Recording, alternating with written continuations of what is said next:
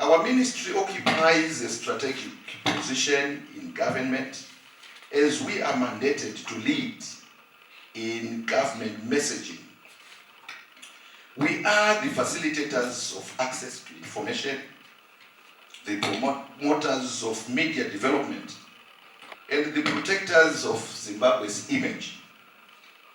Our work influences public perception and investor confidence, fosters national unity and social cohesion.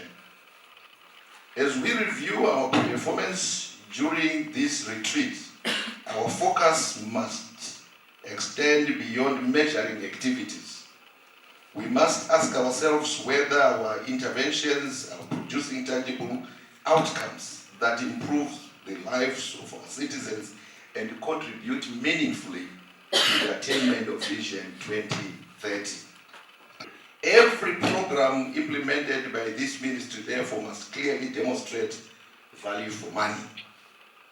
Last week, but one, we launched the OTT platform for ZBC, and I think it's still the same direction where we would want to transform our operations, everything that we are doing digitally.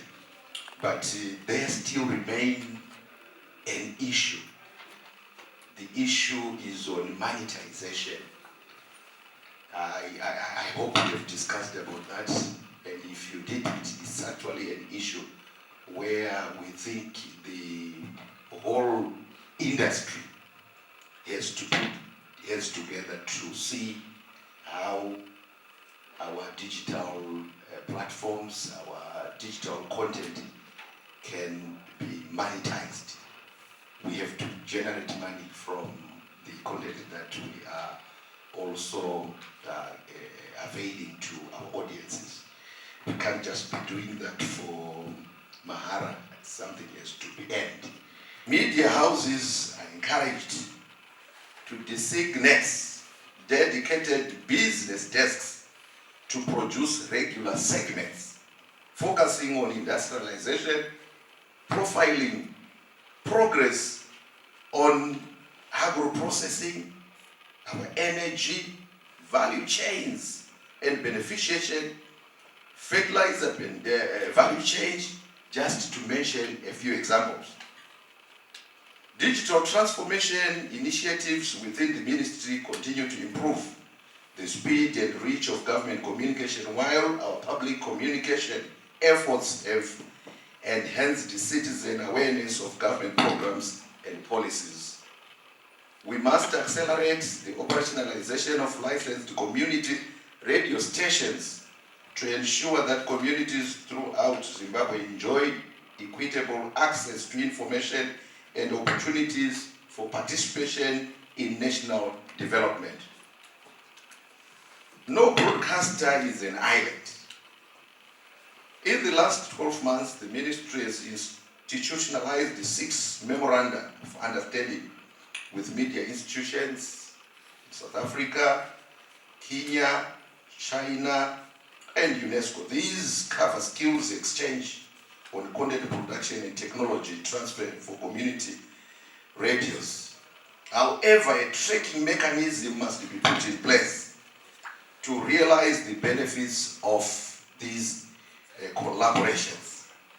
We shouldn't just enter into agreements or sign memorandums for the sake of just decorating of our files. There has to be a mechanism of tracking. If we are signing these for a purpose, then that purpose must be realized. Many times we find these memorandums are not followed up, and we continue to be signing with many other countries, but it doesn't seem to be yielding much results. What we have to do is to track on what we would have committed ourselves to be collaborating on. We must upscale digital terrestrial television deployment. In line with our commitments to ZANU-PF resolutions, we must continue to strengthen government communication and enable access to information in marginalized communities, and by so doing, we will be leaving no one and no place behind. Manicaland stands today as a beacon of media pluralism and information access under the Second Republic. We take great pride in the fact that Manicaland now boasts more radio stations than any other province in Zimbabwe.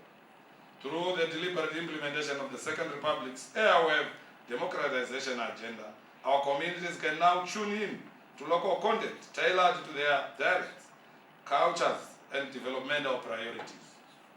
This success was vividly demonstrated during our Second World Radio Day commemoration, where we celebrated the power of community broadcasting.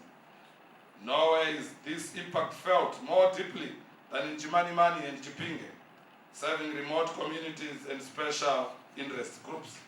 Through His Excellency the President, Dr. Emerson Mnangagwa's deliberate policies, information is no longer a luxury reserved for urban centers. It has become an accessible right for our rural communities. Let me take this opportunity to thank our President, His Excellency, for giving Manicaland 6 radio stations, 5 communities, and 1 radio. In the near future, we expect Makoni district to roll out Nimbe FM, while it's in Puera, we expect Uera 07 FM community radio to be licensed by the Broadcasting Authority of Zimbabwe. Meanwhile, in Mutasa, Wanyika Community Radio is set to hold engagements with bars to kickstart the process of licensing of the radio station, possibly bringing to 10 the radio stations domiciled in Manicaland province. Performance management is not merely a compliance exercise, it is a commitment to excellence and the demonstration of our accountability to the people of Zimbabwe. I therefore expect senior managers to ensure effective utilization of public resources, monitor implementation continuously, and address bottlenecks before they become obstacles to service delivery.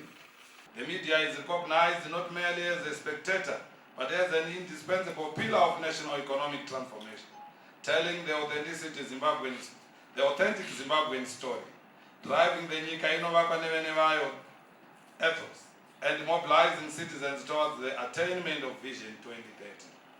President Mnangagwa's policy stance demands that our media institutions uphold factual integrity, embrace modern digital platforms, and exercise patriotic responsibility, ensuring that information is deployed to protect our national sovereignty and project a unified and prosperous Zimbabwe to the world.